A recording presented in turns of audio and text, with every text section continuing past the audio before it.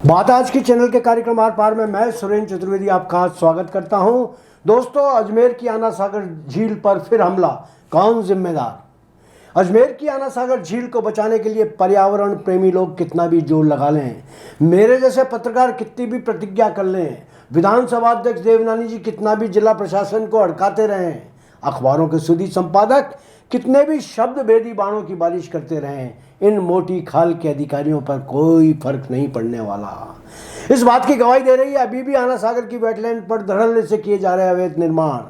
पहले तो इनकी तस्वीरें देख लीजिए मेरे ब्लॉग पर दिए गए लिंक को दबाकर।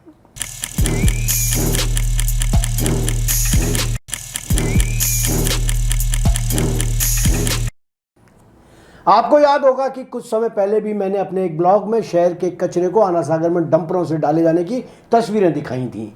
तब जयपुर के उच्चाधिकारियों ने नगर निगम के आयुक्त देशलदान की जमकर क्लास ली थी। सुना है उनके पिता की तबीयत ठीक नहीं है और वह उनकी तीमारदारी में व्यस्त हैं। इधर उनके मातहत फिर आना सागर की बर्बादी में जुटे हुए हैं।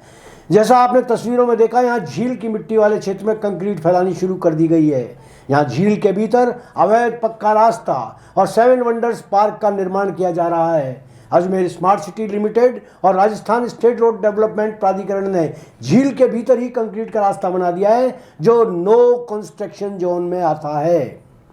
इस निर्माण से झील का प्राकृतिक क्षेत्र घटकर बाढ़ का खतरा बढ़ गया है। रास्ते के पीछे अवैध दुकानों और रेस्तरां को संरक्षण देने की योजना बनाई जा रही है। 7 वंडर्स पार्क भी बिना किसी वैधानिक अनुमति, भूमि उपयोग परिवर्तन या पर्यावरणीय स्वीकृति के झील के लेक बेड पर खड़ा कर दिया गया, जिसमें सुप्रीम कोर्ट के आदेशों के बावजूद अब तक नहीं हटाया गया। सभी निर्माण सरकारी आदेश और न्यायालयों के निर्देशों की अवहेलना है। वर्ष 2014 के गजट अधिसूचना में झील के आसपास निर्माण पर रोक थी, परंतु उसका पालन नहीं हुआ। यहाँ तक कि सरकारी तंत्र द्वारा भी इसका उल्लंघन किया गया। 2004 में हाई कोर्ट ने अब्दुल रहमान बनाम राजस्थान राज्य में यह स्पष्ट किया था कि झील क्षेत्र में निजी व्यक्तियों की खातेदारी का अधिकार अमान्य है। फिर भी ऐसे दावों पर निर्माण जारी हैं। इसी तरह से 2015 में राजस्थान हाई कोर्ट ने रवि नरचल बनाम राजस्थान राज्य में आना सागर झील के 250 मीटर दायरे में सभी निर्माण हटाने के आदेश दिए थे, जिसे नगर निगम ने नज़रअंदाज कर दिया।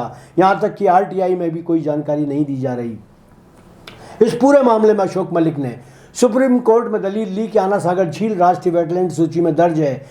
इसके बावजूद झील क्षेत्र में स्थायी निर्माण, औद्योगिक गतिविधियाँ और सीवरेज का प्रवाह हो रहा है, जो कानून का सीधा उल्लंघन है। वेटलैंड क्षेत्र में किसी भी प्रकार का स्थायी निर्माण सख्त वर्जित है। इसके बावजूद झील के भीतर पक्का रास्ता बनाया गया है, जिससे झील का प्राकृतिक क्षेत्रफल काफ़ी कम हो गया है। झील की प्राकृतिक जल विज्ञान पूरी तरह बाधित हो गई। बरसात के मौसम में हर साल आसपास के इलाकों में पानी भरने और बाढ़ की समस्या उत्पन्न हो रही है। झील की प्राकृतिक जलाशय की तरह काम करने देने के बजाय इसके रास्ते में पानी के बहाव को रोक दिया है, जिससे आसपास की कॉलोनियों और सड़कों में बार बार बाढ़ की स्थिति बनती जा रही है। आना सागर झील की संरक्षित वेटलैंड में अवैध रूप से सीमेंट कंक्रीट बैचिंग प्लांट स्थापित किया गया है। यह निर्माण सरकारी भूमि पर किया गया है, जो अजमेर विकास प्राधिकरण के अधिकार क्षेत्र में आती है और सार्वजनिक ट्रस्ट संपत्ति है। इस पर निर्माण करने पर पूर्ण प्रतिबंध है। इसके बावजूद एक निजी ठेकेदार द्वारा ये प्लांट अवैध रूप से स्थापित किया गया।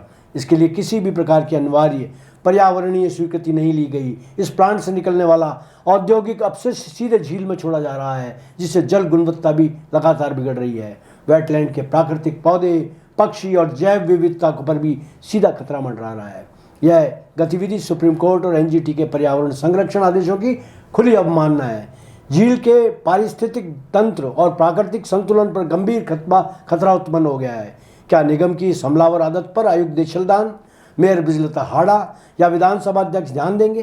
क्या कोई इस झील को बचाने के लिए ईमानदार कोशिश करेगा? एलिवेटेड रोड के लिए जनहित याचिका दायर करने वाले कांग्रेसी नेता क्या इस जिंदा झील को बचाने के लिए भी अपनी संवेदना दिखाएंगे?